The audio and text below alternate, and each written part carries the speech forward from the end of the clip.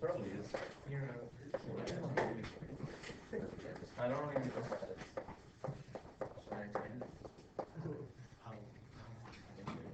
Yeah. Okay.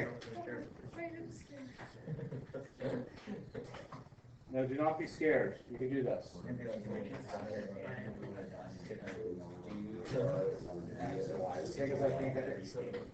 The problem is actually why I can't get it easily. Yeah, we can do it.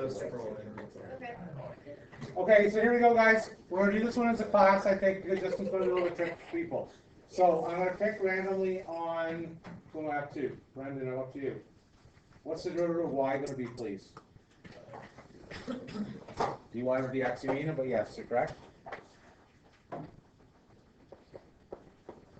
Okay, now here we go. This is the thing that gets people tricked out here. Just wait, I know you can do it, but I'm going to give Brendan a chance here. This is really the same as sine x plus y all squared, right? That's what the squared means, right? The whole thing's squared. So we're going to use a chain rule. Please do this. Please say yes. Okay, Brendan. So if you, this is what I'm saying here. Sorry. That's what I'm saying, is what it really means to say. Okay? So use your chain rule. What does that turn into then? 2 times sine x plus y times cos. Yeah? Plus cos dx dy. Okay, so close. So close. So you're doing a good job of guessing, okay? Now hold on, what did he forget to do? Because that's looking good, but he just said cos times dy by dx plus 1 is what he said. Going back a week, okay? No, not it would be 1 plus dy over dx. No. Cosine x plus. You're embarrassed. And then what cosine else? Good. Yeah. Okay, now just wait, just slow down.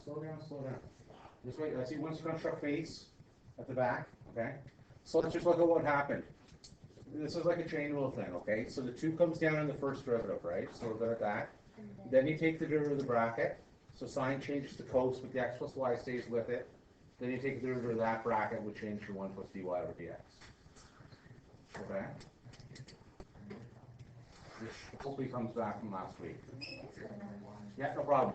So what happened? Hold on a second. So what happened was here. Oh no, are we going to no slope? Oh no! So, okay, this is why I don't make up questions.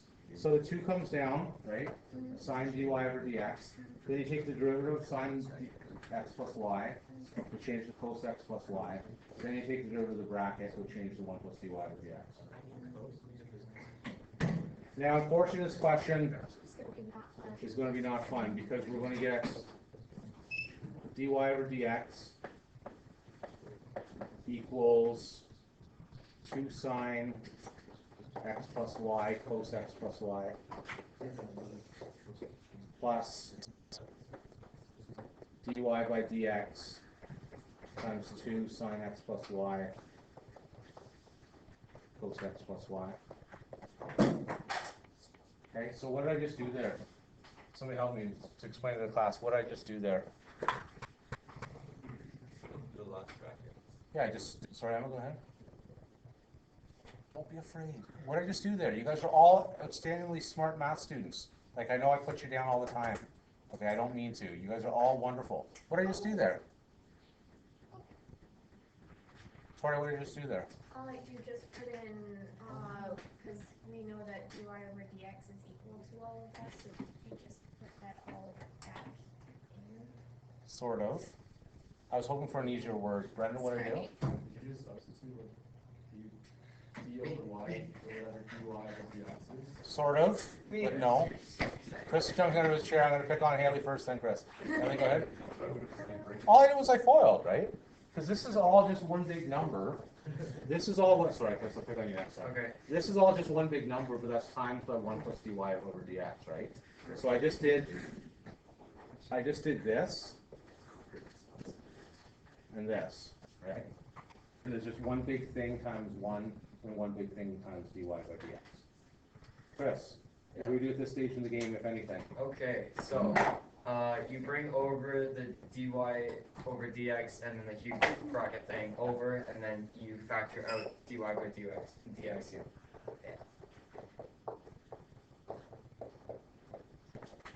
Actually, I'm gonna make this question a little bit nicer if I can. Let's use an identity here to make this look nicer.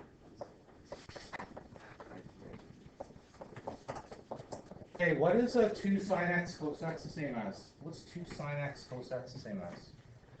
Some sort of like It is some sort of an identity that you have to know for your test.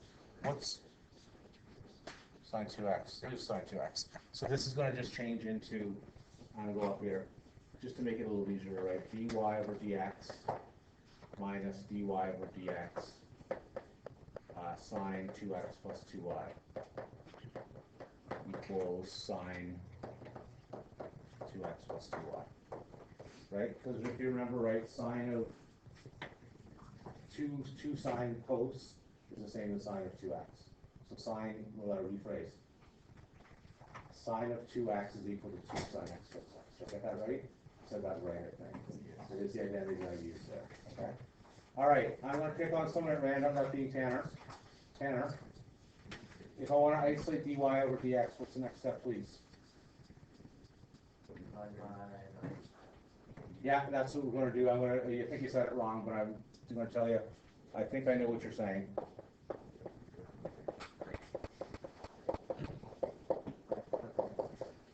I think this is what you're saying.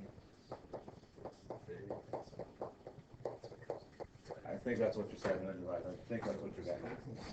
Cal, the one, because, right, you're factoring our dy over dx here.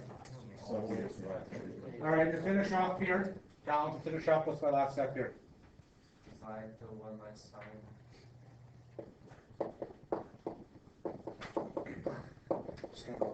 Yes.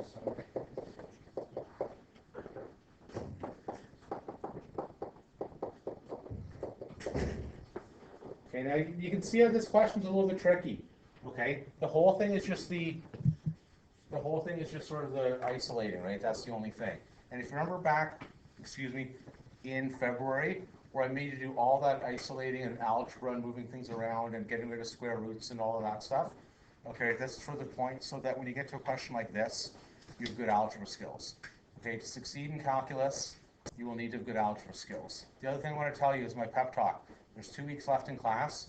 You have to still be alive in here, okay? You still need to keep your brain awake.